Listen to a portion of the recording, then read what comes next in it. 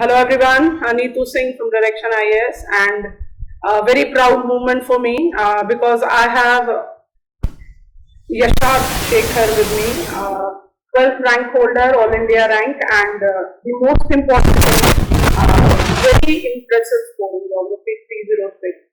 So he has made all of us proud. I just want him to share his experience about that difficult optional geography that he has prepared. All to you.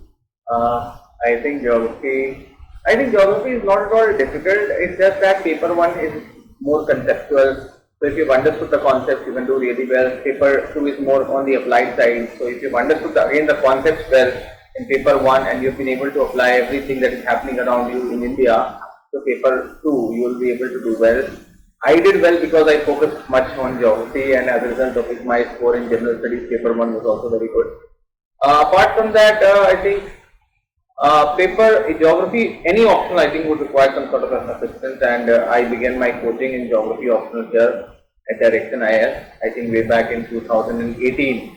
After that, I built on my ma'am's notes, and for paper 1, I specifically focus on reading notes, complementing them from those standard textbooks that are available, using video lectures and other things to complement my notes.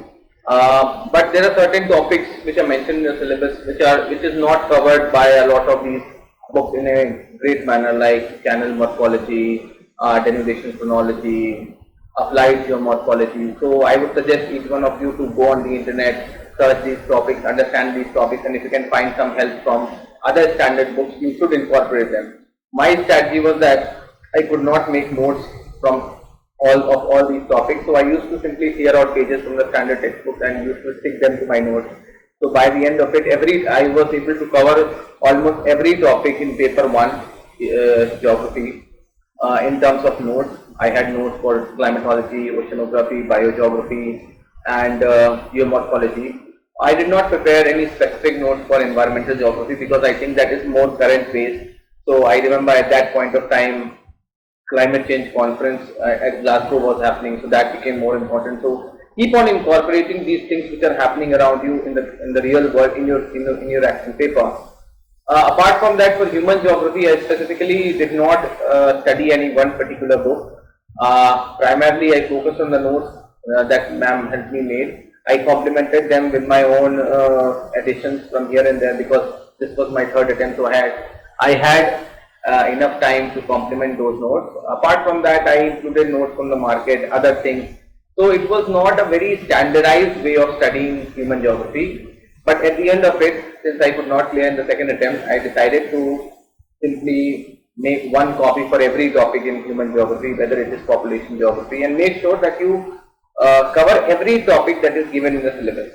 Because not at all, even if a question comes from outside the syllabus, it is going to be same for everyone.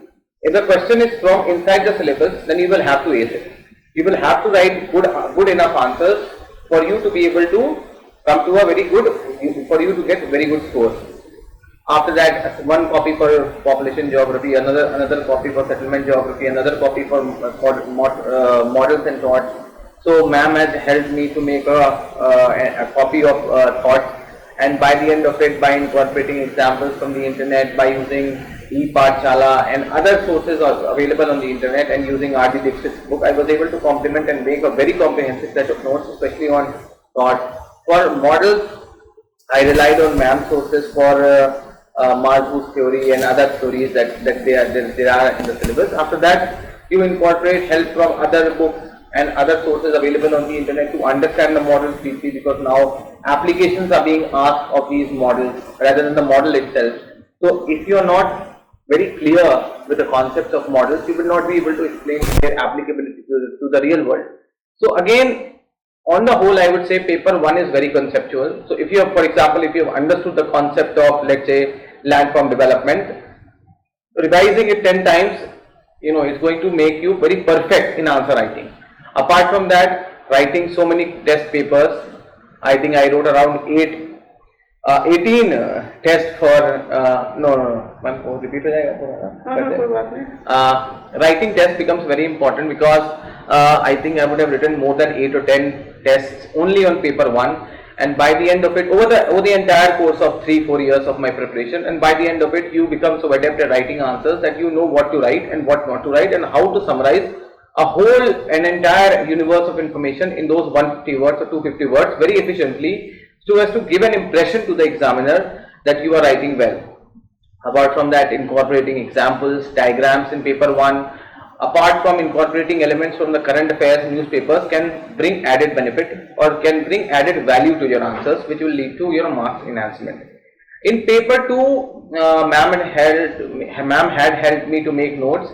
I simply complemented those notes by incorporating examples from the real world, using other current affairs manuals to simply complement your answers, and using Kuller's book to incorporate certain diagrams here and there if you find that those diagrams are missing. So apart from that, by the end of it, for every topic, whether it is, I think, whether it was physical geography or the contemporary issues, I had one small copy, and I had incorporated all the examples from them. I think if you are able to apply what is happening around you in the real world to your papers, you would be able to do wonders in your paper 2. For example, there was this question on industrial corridor. So you have to give example of the recent industrial corridor being built in India. For example, the defense industrial corridor. You give an example of that. So that will be an added value to your answer. Also, one thing that I specifically focused on in paper 2 Indian geography was the regional approach. If I could give an example, there was a question on bring out the distribution of different varieties of coal. And you don't have to draw a diagram of India to show where are the different varieties of coal from. So I drew a diagram of Jharkhand, separate diagram of Chhattisgarh, a separate diagram of West Bengal to show, okay, these are the different sites in these different states where coal is found. For example, in case of Gujarat, to show the distribution of lignite reserves, I showed a place called Umarsar.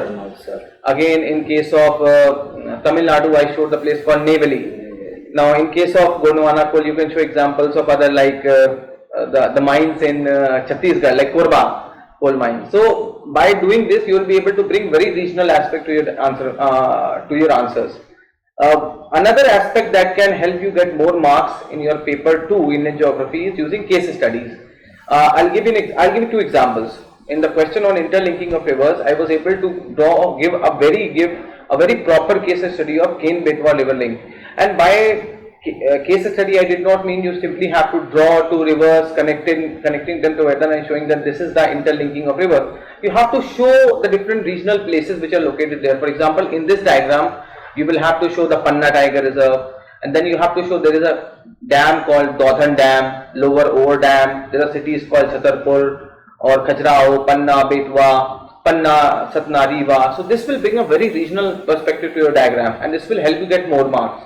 Similarly, in the question on industrial corridor, draw a diagram, draw a diagram of only the West India and show Mumbai, Delhi industrial corridor, and draw places which are located on those particular industrial corridors. For example, Marwar Junction, Palanpur, Vadodara. So this will bring a very case study. This case study point of view will give your examiner a perception that you know very much about those particular areas of geography, and you will be able to get more marks.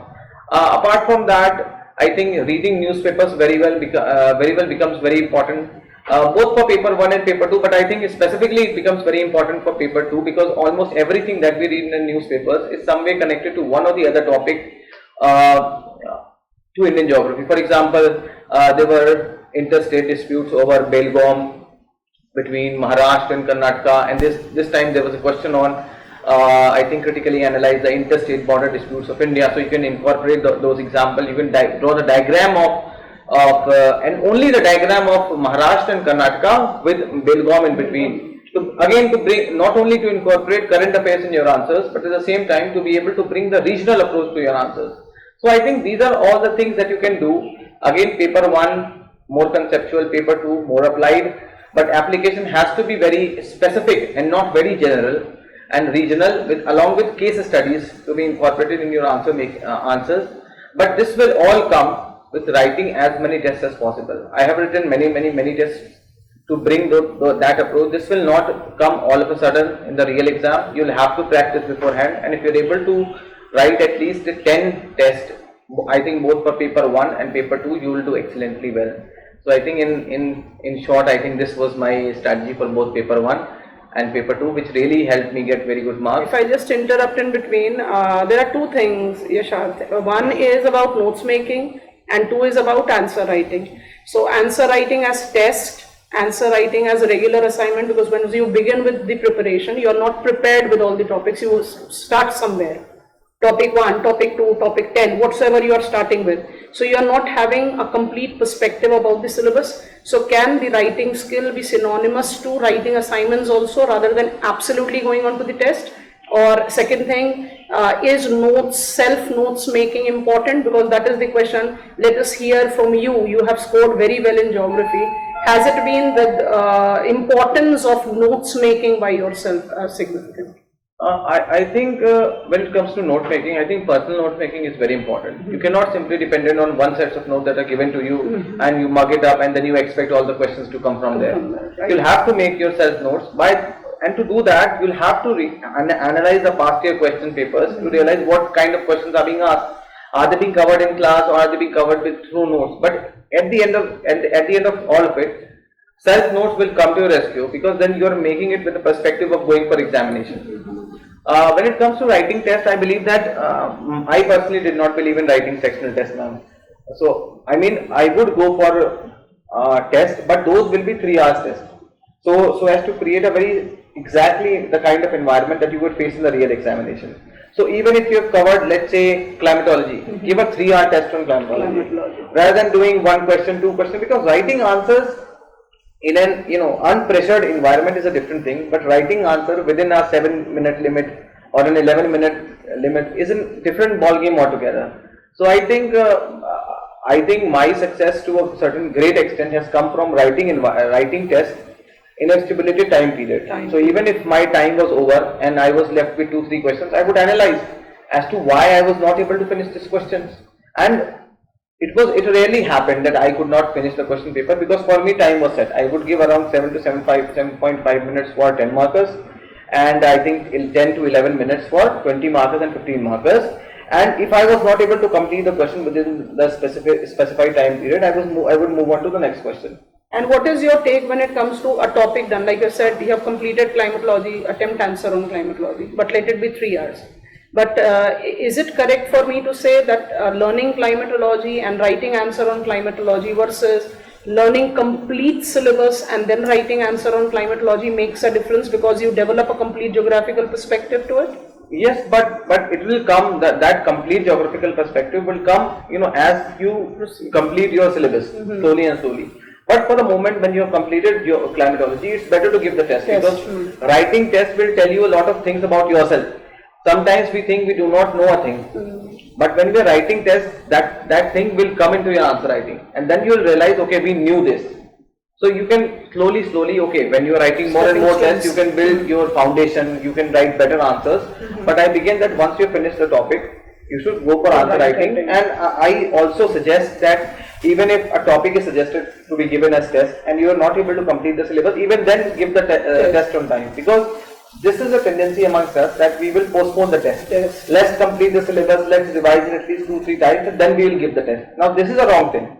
Once test is scheduled, you have to give the test. This is what I wanted to hear from you, because whenever we are taking regular classes, like you have been a classroom student, you know that after every topic we used to have the test, and it was like, we are not prepared, we'll be prepared later. So I always used to say that preparation and writing is part and parcel of each other. You cannot think that you can complete syllabus and then you can write. Okay, so we can take a crux of your success as, of course, sincerity, dedication. He has cracked it in his 3rd attempt. He has been a very good example of a consistent player, and notes making, updation, and your self-perception, I think, is very important. And the key to success is writing in the pressure of that examination time-bound manner. And for 10 marker, you said 7.5 minutes. I think 7.5 minutes. So if my trick used to be that I would complete the 10 markers first, both part A and part B, and I used to complete them, I think, within, I think, 40-45 minutes. No, not 45 minutes, I'm not able to recall.